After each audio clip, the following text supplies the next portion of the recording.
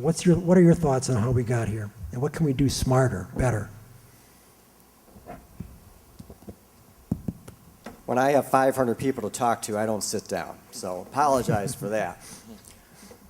We hold these truths to be self-evident, that all men are created equal, that they are endowed by their Creator with certain unalienable rights, that among these are life, liberty, and the pursuit of happiness, and that to secure these rights, governments are instituted among men, deriving their just powers from the consent of the governed, that when any form of government becomes destructive of these ends, it is the right of the people to alter or abolish it, and to establish new government, laying its foundation in such principles and organizing its powers in such form as to them shall seem most likely to affect their safety and happiness.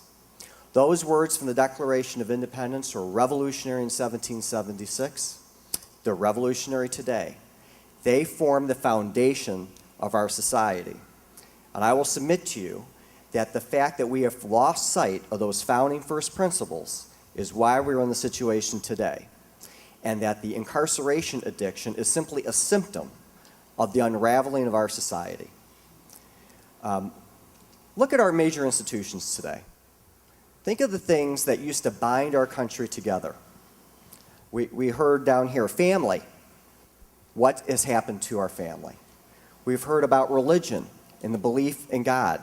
We hold these truths to be self-evident, that all men are endowed by their Creator. Can't say that in public very often without getting in trouble. Think about our banks and our financial institutions. I mean, who believes that they're not in trouble today? We have every major, we heard about the media, every major institution in our country is unraveling. And the effect of that is that we have a society that no longer believes in the rule of law in large swaths, that we have people that don't believe in unalienable rights because they've never heard the term. They don't believe that people are children of God. I'm not just the trustee of Cornerstone Schools, I'm actually the chairman, and we very much believe in instilling in our children that go to that wonderful school about the importance of Christ and how that's the center of their world. And it doesn't matter if you're Jewish or Muslim or Buddhist or Hindus, this is the foundation of morality, and that's been unraveling. So look at all the major institutions today. They're all in trouble. I heard about the crime statistics. I don't know about you, but I think the data could be skewed. There are other things going on because we have huge problems in our society. We've heard about the drug use, the corruption of our media, the complete destruction of major parts of our moral code. That's how we've gotten here. By the time you get to me, and you're in Oakland County Circuit Court, and you've committed a felony, there's something that's gone wrong. Either you weren't raised right, you didn't get the right education, you ignored your religion, whatever it is. Don't be pointing the finger at the judges and the hard-working police officers and the social institutions that are trying to protect the society. Because the other part of the Declaration of Independence is we create governments to secure those rights so that we can have happiness, so that we can have life, so that we can pursue our beliefs and dreams. So by the time you've gotten there, it's too late. Now, having said that, we do have a skewed criminal justice system. And I'll give you some easy examples. Uttering and publishing, which is a fancy way of saying you present a fake check, is a 14-year felony. Felonious assault, which means that you attack somebody with a weapon, is a 4-year felony. I don't get that, okay? That doesn't make any sense to me. Drug crimes, in which people just possess the drugs, often there are very high guidelines for people that are in that situation.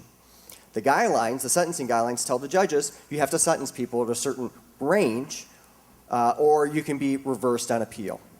So a lot of this is outside of the hands of the judges, as has been earlier mentioned, in the hands of the policymakers. And the policymakers, for whatever reason, for good or for ill, have decided that drug use and possession is, for the most part, a felony and deserves very large rates of incarceration. I'm much more interested, I think as the chief said, of imprisoning the violent offenders, imprisoning the people that are going to break into your home, attack you, rape you, murder you, whatever it might be, than the people that have a certain quantity of drugs. But that's really outside of my decision. That's really not for the judges to make that decision. I mean, we have discretion within certain ranges, but the system is tilted in a way that does definitely encourage the long-term incarceration of people that have mental health illnesses, that they have drug addictions, and other issues that hopefully could be remedied by some of the folks that are on the stage with me. Yeah, thank you. Thank you, Judge. I don't know if we'd all agree with everything you said, but certainly the mandatory minimums, as you suggested, the crack cocaine disparities have had a huge impact of driving our incarcerations right up and in having a disproportionate effect on African Americans. We're going to have to move much more quickly. I apologize. All our answers are going to have to be a little bit briefer. And I want to, before moving on to the next question, I want to quickly bring in Donna Wheeler and Yusuf Farouk, and anybody in the audience that has something to say about what we've discussed so far, please do. Donna, Yusuf, any thoughts on this? And Donna, why don't you start up by very briefly talking about, well, what brought you to flip the script and a little bit of your history? I was what Michael Warren called an editor and publisher. In fact, I was in his courtroom at one time. And I went to jail. I went to prison for 2 years. While in prison, all I thought about was, what am I going to do? How is society going to look at me when I get out? And when I got out, I was introduced to Flip the Script program, Goodwill's Flip the Script. I thank God for that. It's a very effective program. You got to want to be able to do something with your life just the same, though. My first job I got through Flip the Script was with Detroit Branch NAACP.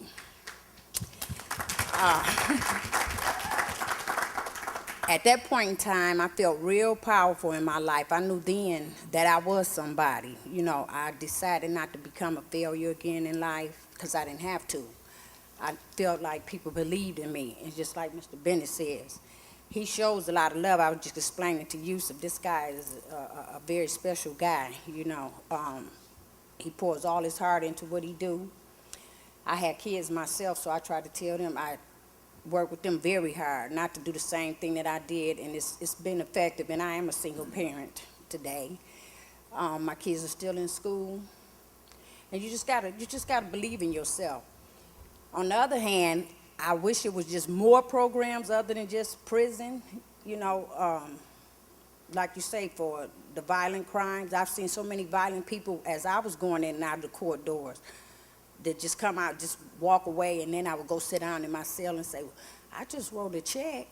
Well, what happened, you know? And this guy here say, well, I'm going home today, you know what I'm saying? We were still using the court-appointed attorneys, but it just didn't make no sense to me. So when you look at it like that, when you're behind the bars and you look at things like that, you just kind of give up. But I just want to say to most of you out here, all of you out here, don't give up, you young ones. You know, there's still a lot of love out here, and you got to love yourself first.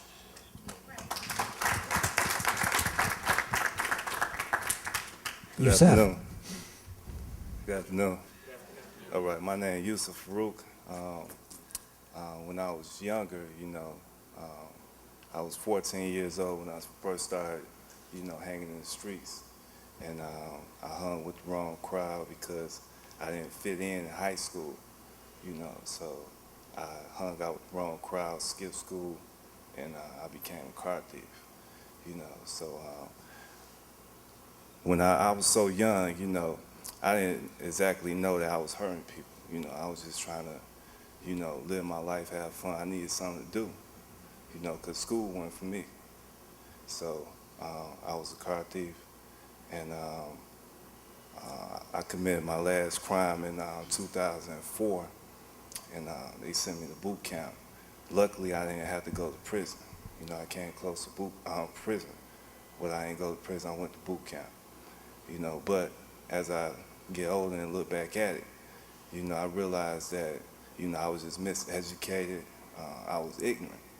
You know, I wasn't trying to hurt people. You know, I was just trying to live my life and find my place in the world. you know, but unfortunately I was doing the wrong thing. But, you know, I disagree a lot with, you know, the system because, you know, I look at the jail they building downtown. You know, they could take that money and build recreation centers. You know, they could do so much more with that money. You know, building prisons is not gonna keep people from committing crime. We need something for the kids to do. Because most of these people going to jail is young people, you know, and they don't know no better. They're just out there trying to have fun, you know, and people get caught up, and it's unfortunate. But these people that's in jail, most of them not bad people. You know, most of these people in jail right now doing time, they good people.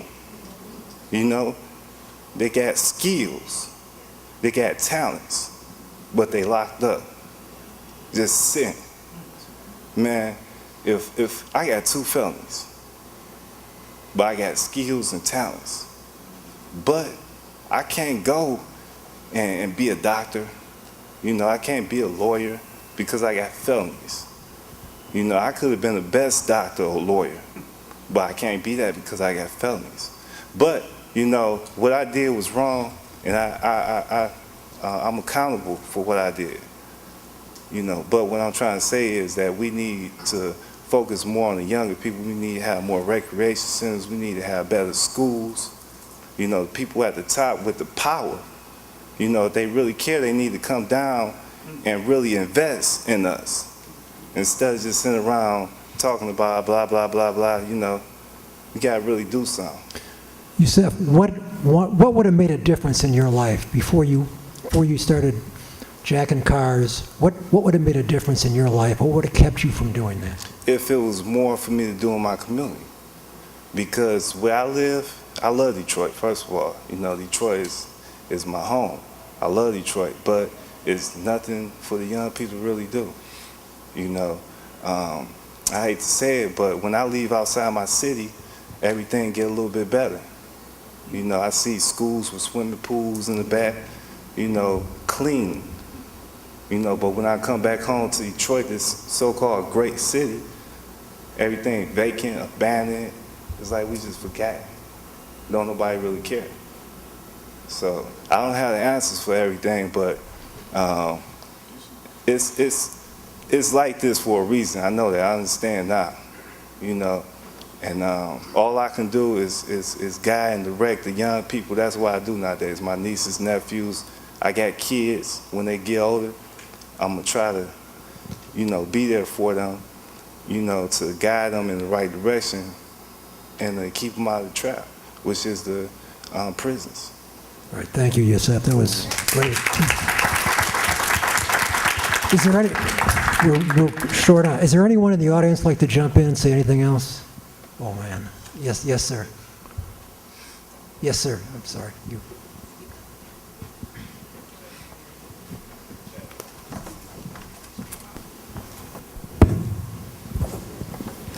My name is Xavier Cormati, and I'm an ex-offender. I did 5 years in prison.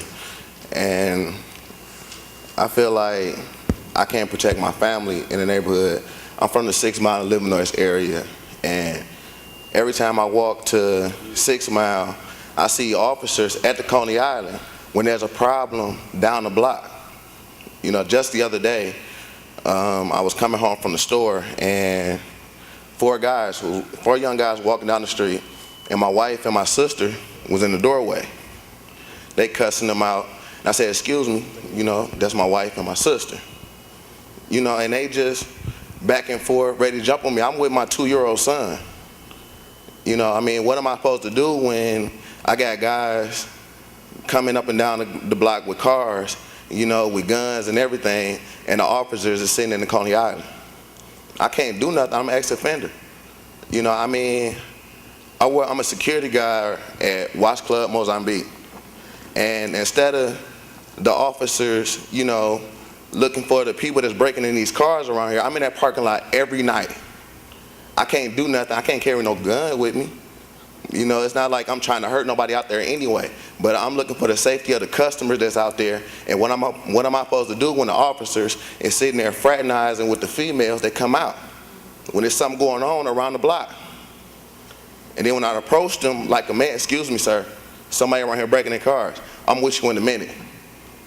You're not doing nothing. You sitting here talking to these females right here and trying to see what they doing for the rest of the night.